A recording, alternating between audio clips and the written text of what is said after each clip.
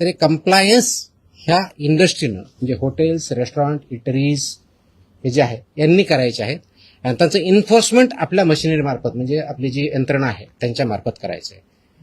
तर हे करण्यासाठी सुरक्षित अन्न, स्वच्छ आस्थापना आणि जबाबदार अन्न व्यावसायिक यांच्या बाबतीत आपण काही आदेश पारित केलेले आहेत. ते सर्वात महत्त्वाचं म्हणजे काय, तर ते जे रेग्युलेशन्स आहेत ते रेग्युलेशन्स इम्प्लिमेंट करणं गरजेचं आहे. ते कोणते रेग्युलेशन्स आहेत, तर पहिला आहे रजिस्ट्रेशन अन्न व सुरक्षा मानके, अन्न व्यवसायाचे परवाने व नोंदणी 2011चे रेग्युलेशन्स आहे. तर याच्या बाबतीत मोस्टली बऱ्यापैकी रजिस्ट्रेशन झालेलं आहे किंवा लायसन्स झालं. रजिस्ट्रेशन म्हणजे ज्यांचा टर्न 1.5 कोटीच्या आत आहे तोपर्यंत रजिस्ट्रेशन, त्याच्यावरचे लायसन्सेस असतात. त्याचं इम्प्लिमेंटेशन काही प्रमाणात किंवा मोठ्या प्रमाणात झालेलं आहे.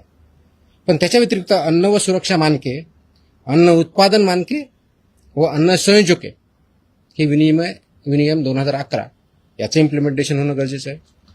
त्याचप्रमाणे अन्न व सुरक्षा मानके, दूषके, विषे व अवशेष हे 2011चे रेग्युलेशन्स आहेत, याचं इम्प्लिमेंटेशन होणं गरजेचं आहे.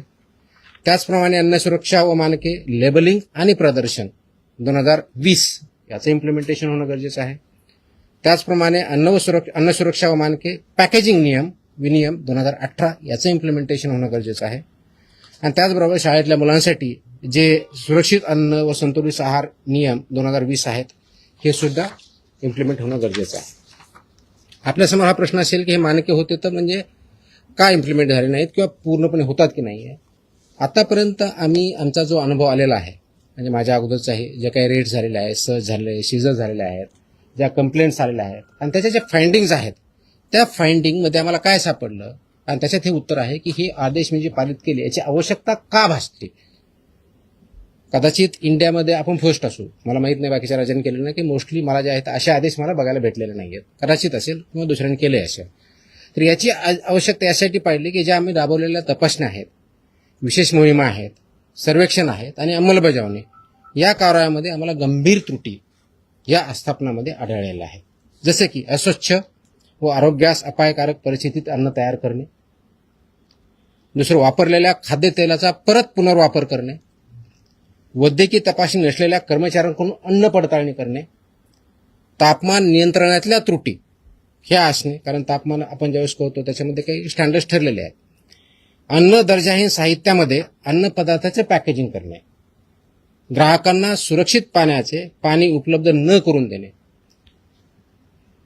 आणि विविध अन्न सुरक्षा नियमांचे उल्लंघन करणे ह्या मेजर त्रुटी आम्हाला त्याच्यामध्ये आढळल्या.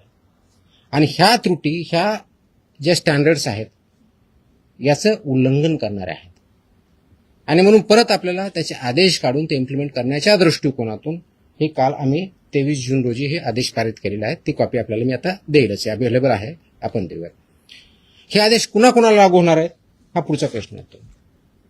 तर सर्व hotels and restaurant, all without exception, सर्व हॉटेल्स अँड रेस्टॉरंट, उपाहारगृहे व ढाबे, कॅन्टीन्स आणि कॅफेटेरिया, बेकरीज आणि मिठाईवाले शॉप किंवा sweet shops, catering units, food caterers, juice bars, cloud kitchens, dark kitchens, central kitchens, साखळी उपाहारगृहे, ई कॉमर्स आणि ऑनलाईन फूड डिलिव्हरी प्लॅटफॉर्म इत्यादी सर्वांना हे लागू होणारे आदेश आहेत. म्हणजे ज्या ज्या ठिकाणी फूड प्रोसेसिंग होऊन लोकांना खाद्यासाठी पुरवलं जातं त्या सगळ्या इस्टॅब्लिशमेंट याच्यामध्ये येतात. आता याच्यामधल्या मेन तरतुदी काय आहे, तर पहिलं तरतूद आहे की परवाना किंवा लायसन्स हे मॅन्डेटरी आहे, ते त्यांनी घ्यावं. त्याच्याशिवाय त्यांना कोणत्याही परिस्थितीत रेस्टॉरंट किंवा हॉटेल हे चालवता येणार नाही. त्याच्या तरतुदी पेनॉल्टीज आहेत, त्या पेनॉल्टीसुद्धा सिव्हिअरली आता इथून पुढे वापरल्या जातील. त्याच्यामध्ये अगदी 10 लाख विदाउट परमिशन चालू एखादे एस्टॅब्लिशमेंट असेल तर 10 लाखापर्यंत दंड आहे, परत प्रॉसिक्युशन आहे. ह्या सगळ्या गोष्टीचा आपण वापर करणार आहोत. दुसरा जो आहे स्वच्छता आणि आरोग्य मानकाचे कठोर पालन करणं गरजेचं आहे, ज्यामध्ये शेड्यूल 4 किंवा अनुसूचित 4 हे जे आहे याच्यामध्ये स्वच्छता आणि आरोग्य विषय मानकांचे काटेकोरपणे पालन करणं गरजेचं आहे. ते थोडक्यात मी डिटेलमध्ये सांगेन. कर्मचाऱ्यांची वैद्यकीय परीक्षा, तपासणी व प्रशिक्षण हे मॅन्डेटरी आहे. कारण जर कर्मचारी किंवा फूड हँडलर जर त्याला काही डिजीज असेल तर तो पास ऑन होऊ शकतो. म्हणून यासाठी मानकं ठरलेलं आहे. तर त्यांचं ॲन्युअल चेकअप झालं पाहिजे, त्याच्या पर्टिक्युलरली कोणत्या कोणत्या टेस्ट झाल्या पाहिजे ते आपण त्याच्यामध्ये मेन्शन केलेलं आहे. त्याचबरोबर सुरक्षित अन्न हाताळण्यासाठी स्पष्ट मानके जे आहेत त्याच्यामध्ये कच्चे व शिजवलेले अन्न वेगवेगळे ठेवणे, फिफो तत्वाचं फर्स्ट इन फर्स्ट आउटचं प्रिन्सिपल पालन करणे, गरम व थंड अन्नासाठी निर्धारित तापमान राखणे, रंगसंकेतिक कापणी फळांचा वापर करणे, परवानाधारक पुरवठादाराकडून कच्चा माल खरेदी करणे.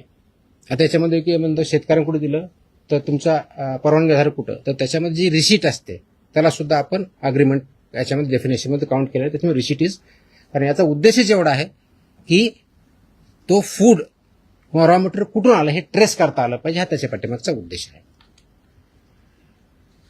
त्याचबरोबर ग्राहकांसाठी मोफत पिण्यायोग्य पाणी पिण्याचं प्रोव्हाइड करणं, मोफत देणं अपेक्षित आहे. सुरक्षित पिण्याचे पाणी विनामूल्य उपलब्ध करून देणं बंधनकारक आहे. आमच्याकडे पिण्याचं नाही, फक्त बॉटल वॉटर आहे आणि ते पे विकत घ्यावं असं बंधनकारक करता येत नाही. इट विल बी व्हायलेशन आणि अशावरती आम्ही कारवाई करणार आहोत. तसे आम्ही त्याच्यावरती बोर्ड लावा असं मी त्यांना सांगितल्या आदेशामध्ये, त्यांना बोर्ड लावावे लागतील, त्याप्रमाणे करावं लागेल.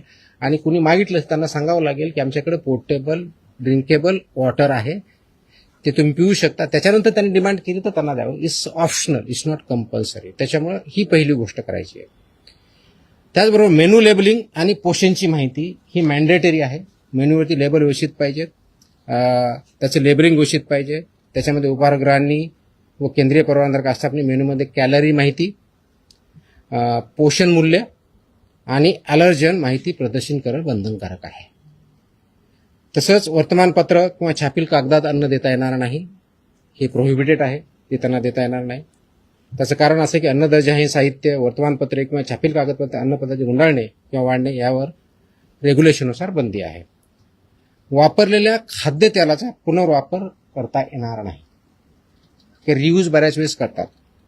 तर फसायच्या ज्या रुको गाईडलाईन आहेत, RUC व रुको गाईडलाईन्स आहेत, त्या गाईडलाईन्सचं इम्प्लिमेंटेशन करणं बंधनकारक आहे. आणि 25 TPO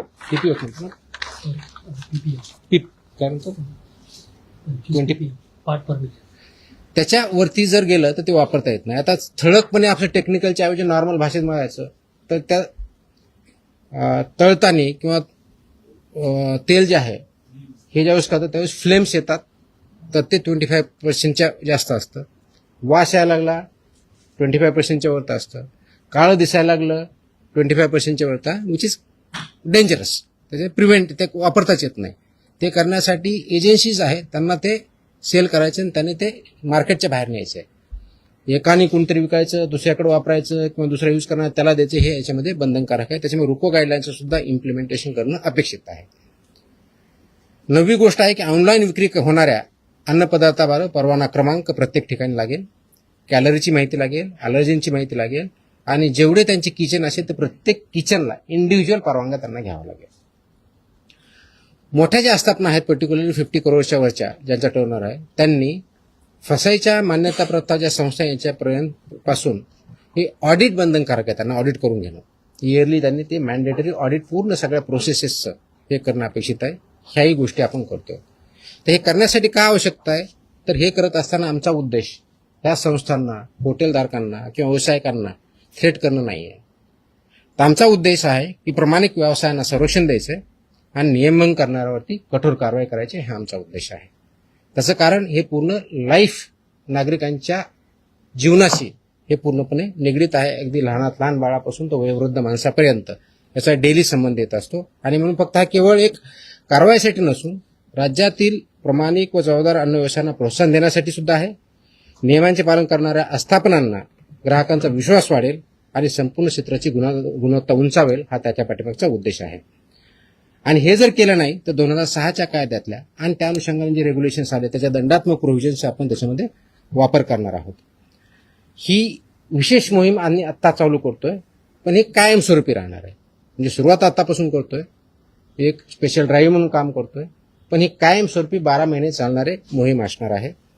आणि हे पूर्ण महाराष्ट्रभर सर्व सहायुक्त, सर्व FSO, सर्व जॉईंट कमिशनर कालच आम्ही आदेश दिलेले आहेत. आज मी थोडीशी विषय घेऊन त्यांना सांगितलेलं पण आहे.